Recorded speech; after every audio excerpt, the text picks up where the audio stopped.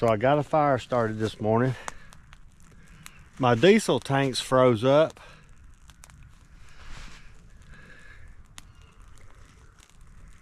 It's about 10 degrees this morning.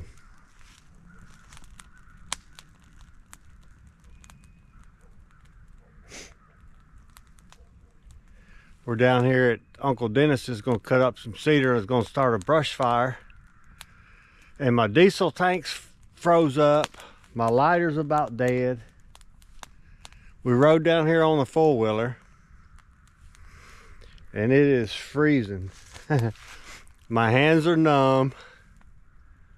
I found some dead grass over there that I pulled up to get it started. And then I pulled up some dead weeds, something really small, and just kind of built up from there.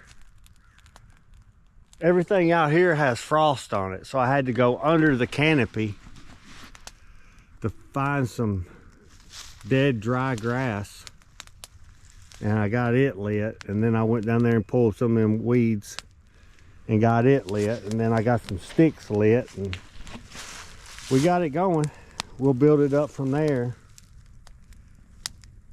and get a pretty good sized fire so we can get warmed up. I think it's supposed to get up to about 35, 38 degrees today, so we'll get to working in a little while after I get this fire going. We're going to be cutting cedar down in there, getting ready to haul them off tomorrow. They said my tractor should be done tomorrow, so we'll see. Now I'm stacking those branches on top of there so they'll dry out from the radiant heat. The radiant heat's what dries out the wood.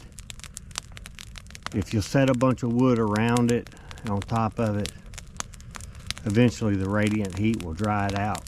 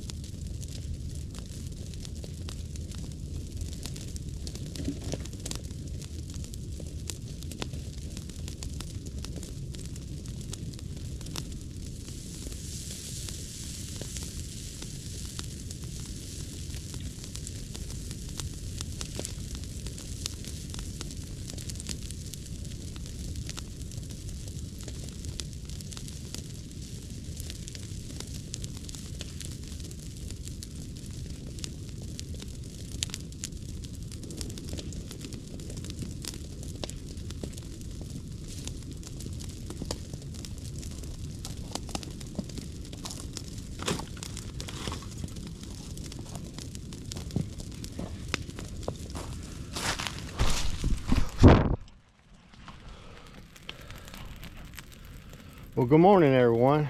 Welcome back to the channel. Today we're kind of cleaning up some of this brush that we've cut up, waiting on the tractor to get back. It's supposed to be back today about the middle of the day, and we've got probably 100 trees down on the ground to be loaded. So that'll give us plenty of work to take to the sawmill. So that's what we're doing today, just cleaning up the land. I thought I'd go over some goes for 25 and 26. Some goes that we met for the property, and some goes for 26, some new goes.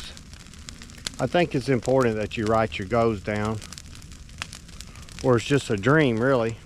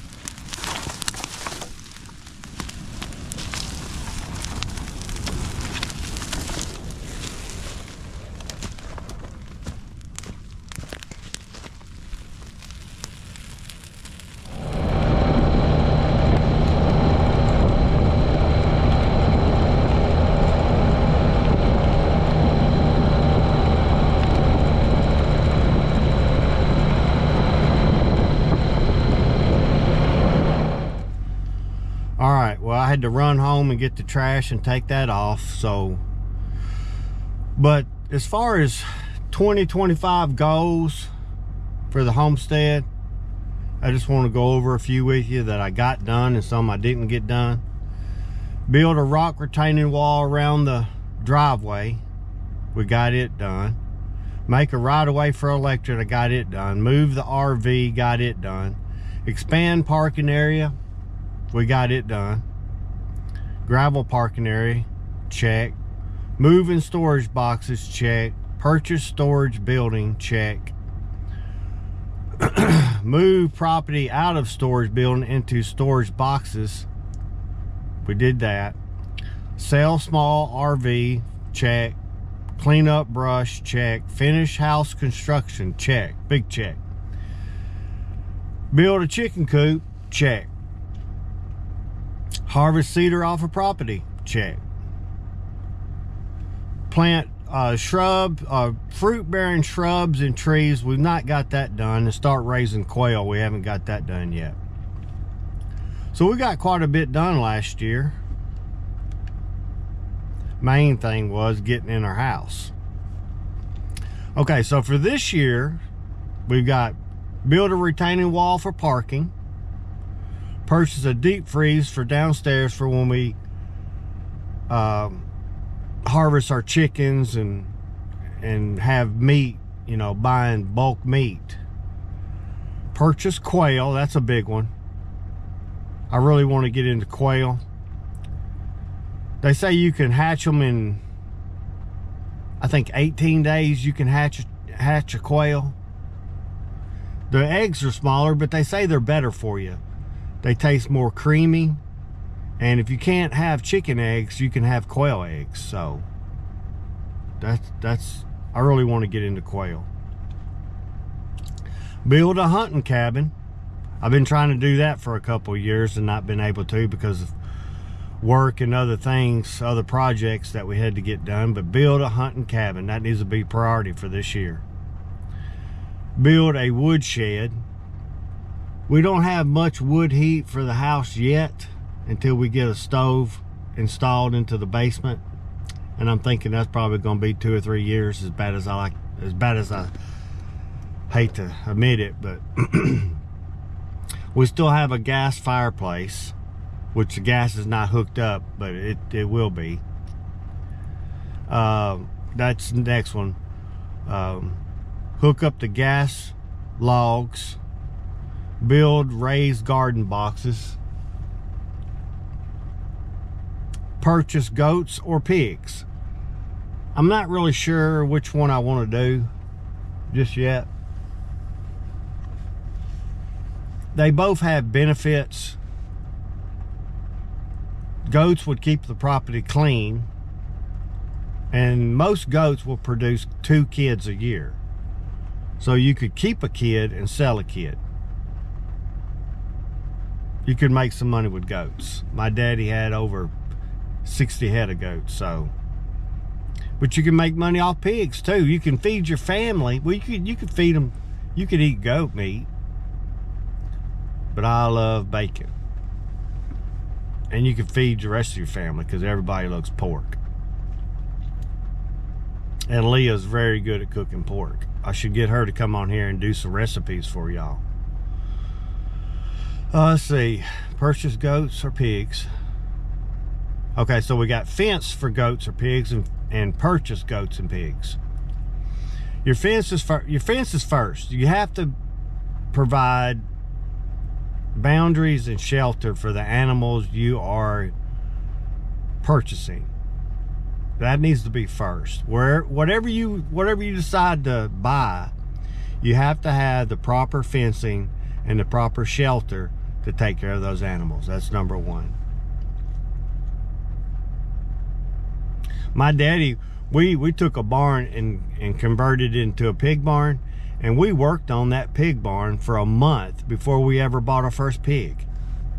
So your initial investment is going to be quite a bit, whether it's labor or material, but you have to have it for the animal. It's not right to purchase an animal if you don't have shelter and a boundary for. And my daddy always said, good fences make good neighbors, so we don't want to go there. Log the rest of the cedar off property. I still have probably 4 or 5 loads of cedar back here on our property, not counting Uncle Dennis's. So I want to go ahead and log the rest of the cedar off of our property, and then also taking care of Dennis. We want to take care of Dennis, keep him going. Hardwood off the property. I'm not a timber logger. I feel comfortable cutting cedar. Sometimes you get cedar 30 inches, but most of the time it's small cedar. And I don't mind cutting a cedar that's 30 inches. I just don't know whether I feel comfortable enough cutting hardwood. Hardwood is a different animal. You have to have real skill to cut hardwood. You'll split them and bust them and tear them up. You don't want to do that, especially if you got a good veneer log. So I might hire that out. And then purchase a professional chainsaw. So this entire time you've been seeing me cut timber or cut cedar with a Husqvarna 450 Rancher. And it's a good saw, don't get me wrong. I've had 2 Husqvarnas and both of them have lasted forever. The first one probably lasts 20 years and it's down there in the shed. I could probably get it out and clean out the carburetor and work on it a little bit and get it back running, but it's really undersized for the work we're doing. And the Husqvarna 450 Rancher, I bought it probably, I think I bought it in 2017. We had a storm and it blew a bunch of cedars and a bunch of trees down in one of my customers' yard, and I had to go in there and cut it up, and all I had was a 16-inch bar on the Husqvarna that I had. So I went and bought the Husqvarna 450 Rancher, and it's been a great saw. It's made me a bunch of money, and it still starts and runs just fine. And I did some maintenance on it, as you saw, but man, I really want a Husqvarna professional saw. A Stihl, y'all not doing it. I'm getting away from Stihl. I've got Stihl backpack blowers, Stihl weed eaters, trimmers, bush trimmers. I've got everything Stihl because one of my good friends, he owns the local Stihl dealership, and I wanted to support him, and you know, I just wanted to be a good friend and do business with people, local people. But a Husqvarna 562 XP with a 24-inch bar, man. They say they're super nice. I'm trying to pull it up now.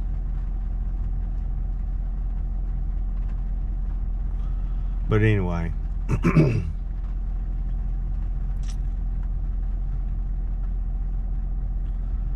so let me know down in the comments what kind of chainsaw y'all have. I've not purchased one yet, but I'm thinking about the Husqvarna 562 XP Mark II. I think that's going to be a good saw. Okie Woodsman, he has a YouTube channel that he does nothing but review saws. I didn't quite catch that. Could you please say that again? Not now, Siri.